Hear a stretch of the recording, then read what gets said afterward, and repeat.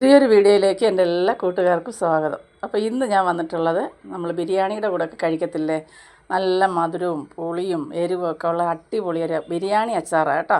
അപ്പോൾ അതിനായിട്ട് 1 കിലോ നാരങ്ങ ഇവിടെ എടുത്തിട്ടുണ്ട്. ആ 1 കിലോ നാരങ്ങയിൽ ഒരു 2-3 ഞാൻ എല്ലാ ആവശ്യത്തിന് എടുത്തിട്ട് ഉണ്ടായിരുന്നു. ബാക്കി നാരങ്ങ നല്ല വൃത്തിയായിട്ടൊന്ന് കഴുകി ഒന്ന് തുടച്ചതിന് ശേഷം കുറച്ച് നേരം ഒന്ന് ഫാനിൻ്റെ ചോട്ടി വെച്ച് കൊടുത്താൽ നല്ലപോലെ വന്ന് വെള്ളമെല്ലാം മാറിക്കിട്ടും. അതിന് ശേഷം നമ്മൾ നാരങ്ങ 4ആയിട്ടും 6ആയിട്ടും ഒക്കെ ഒന്ന് കട്ട് ചെയ്ത് കൊടുക്കുക. ഇനി അതിലേക്ക് നമുക്ക് ഒരു 4 സ്പൂണ് ഉപ്പിട്ട് കൊടുക്കുക. എന്നിട്ട് നല്ലപോലെ ഒന്ന് മിക്സാക്കി നമുക്കിതൊന്ന് റെസ്റ്റ് ചെയ്യാനായിട്ട് മാറ്റി വയ്ക്കാം. അപ്പോൾ നല്ലപോലെ ഒന്ന് മിക്സാക്കി കൊടുക്കുക. ഇനി ഇത് നമുക്ക് അടച്ച് വയ്ക്കാം കുറച്ച് സമയം അതവിടെ ഇരിക്കട്ടെ. ഒരു 10-15-20 മിനിറ്റൊക്കെ വെച്ചാൽ മതിയാവും കേട്ടോ. അതിന് ശേഷം നമുക്കിതാ കുറച്ച് ഒരു പാൻ എടുക്കുക. അതിലേക്ക് കുറച്ച് നല്ലെണ്ണ തന്നെ ഒഴിച്ച് കൊടുക്കാൻ നോക്കുക. എണ്ണ ഒന്ന് ചൂടായി വരുമ്പോൾ നമ്മൾ നേരത്തെ റെസ്റ്റ് ചെയ്യാൻ വെച്ചിരുന്ന നാരങ്ങ എടുത്ത് ആ എണ്ണയിലേക്കിട്ട് നമുക്ക് ഈ നാരങ്ങ ഒന്ന് വഴറ്റി കോരി മാറ്റാം കേട്ടോ.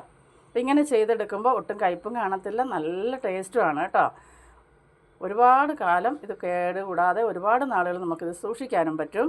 അപ്പോൾ ഇനി ഇത് നല്ലപോലെ ഒന്ന് വാട്ടിയെടുക്കണം. നാരങ്ങ കട്ട് ചെയ്യുമ്പോൾ പ്രത്യേകം ശ്രദ്ധിക്കാം. നമുക്ക് ആ നാരങ്ങയുടെ അരിയൊക്കെ എടുത്ത് കളയണം കേട്ടോ. അരിയൊക്കെ ഉണ്ടെങ്കിൽ ചിലപ്പോൾ കൈപ്രസ് ഒന്ന് തോന്നിക്കാനുള്ള ചാൻസ് ഉണ്ട്. ഇനി ഇതിലേക്ക് ഞാനൊരു 3 സ്പൂണോളം ശർക്കരപ്പൊടി ചേർത്ത് കൊടുക്കുന്നുണ്ട്. മധുരമൊക്കെ അവരവരുടെ ഇഷ്ടത്തിനനുസരിച്ച് കൂട്ടുകയും കുറയ്ക്കുകയൊക്കെ ചെയ്യാം. ഈ ശർക്കരപ്പൊടിയും ചേർത്ത് കൊടുത്ത് നല്ലപോലെ നമുക്ക് നാരങ്ങ ഒന്ന് വഴറ്റിയെടുക്കാം. ഇപ്പം നമ്മുടെ നാരങ്ങയെല്ലാം വഴന്ന് ആ നാരങ്ങയിലുള്ള നീരെല്ലാം ഇറങ്ങി നാരങ്ങ ഇങ്ങനെ സെറ്റായി വരുന്നുണ്ട്. ഇത് കുഴപ്പമില്ല. നമുക്ക് ഈ സമയം നാരങ്ങ ഒന്ന് മാറ്റി വയ്ക്കാം. ഇനി നമുക്ക് വേറൊരു പാൻ വെച്ച് അതിലേക്ക് കുറച്ച് നല്ലെണ്ണ ഒഴിച്ച് കൊടുത്തതിന് ശേഷം ഞാനൊരു 2 തുടം വലിയ വെളുത്തുള്ളി എടുത്തിട്ടുണ്ട്. 2 തുടം ഫുൾ എടുത്തിട്ടുണ്ട്. അത് ചെറുതായിട്ട് ഇതുപോലെ ഒന്ന് അരിഞ്ഞത് ഇട്ട് കൊടുക്കുക. അതുപോലെ തന്നെ നമ്മുടെ ഇഞ്ചിയും വലിയ 2 പീസ് എടുത്തിട്ടുണ്ടായിരുന്നു, അതും കൂടെ ചേർത്ത് കൊടുക്കുക.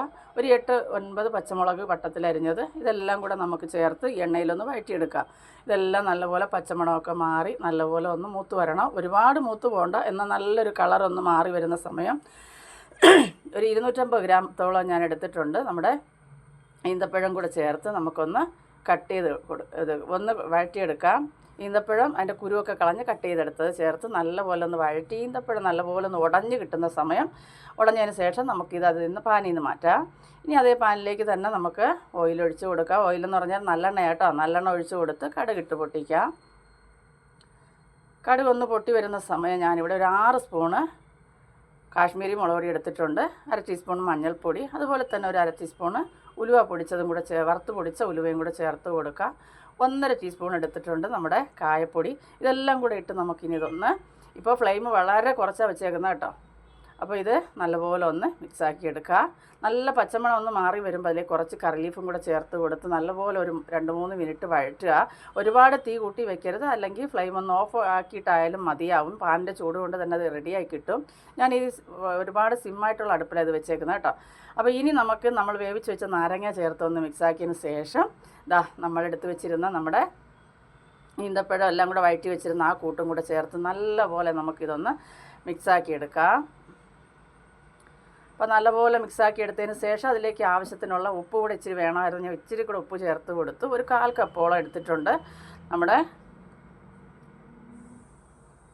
വിനാഗിരി കൂടെ ചേർത്ത് കൊടുത്തതിന് ശേഷം എല്ലാം കൂടെ മിക്സാക്കി എടുത്താൽ, ഇപ്പോൾ ഫ്ലെയിം ഓഫ് ചെയ്തിട്ടുണ്ട് കേട്ടോ, എടുത്താൽ നമ്മുടെ അടിപൊളി നാരങ്ങ അച്ചാർ റെഡിയാണ്. ഇനി ഇത് ഇങ്ങനെ ഇരുന്ന് ഒത്തിരി കുറുകുവാണെങ്കിൽ ഇച്ചിരി നല്ല തിളപ്പിച്ച വെള്ളം ഒഴിച്ച് കൊടുക്കുക. അതിൻ്റെ വെള്ളം ഒഴിച്ച് മിക്സാക്കുമ്പോൾ തന്നെ കുറച്ച് വിനാഗിരിയും കൂടെ ചേർത്ത് കൊടുക്കുക കേട്ടോ. ഇപ്പോൾ ഈ പരുവത്തിന് ഞാനിത് ഇറക്കുവാണ്. നല്ല ടേസ്റ്റാണ്. ഒരു 6-7 ദിവസം ഇങ്ങനെ മാറ്റി വെച്ചിട്ട് പിന്നെ എടുത്ത് കഴിച്ചാൽ ഒരു രക്ഷയില്ല. അപ്പോൾ എല്ലാവരും ഒന്ന് തയ്യാറാക്കി നോക്കാം. അടിപൊളി ടേസ്റ്റാണ്. ഇഷ്ടപ്പെട്ടവർ ലൈക്ക് തരാം. പ്രിയപ്പെട്ടവർക്കൊന്ന് ഷെയർ ചെയ്ത് കൊടുത്ത് സപ്പോർട്ട് ചെയ്യുക. ആദ്യമായിട്ട് കാണുന്നവരാണെങ്കിൽ ഈ ചാനലൊന്ന് സബ്സ്ക്രൈബ് ചെയ്ത് തൊട്ടടുത്തുള്ള ബെൽ ബട്ടൺ കൂടി അമർത്തി എന്നെ ഒന്ന് സപ്പോർട്ട് ചെയ്യുക. അടുത്തൊരു വീഡിയോ ആയിട്ട് കാണുന്നവരെയും ബൈ.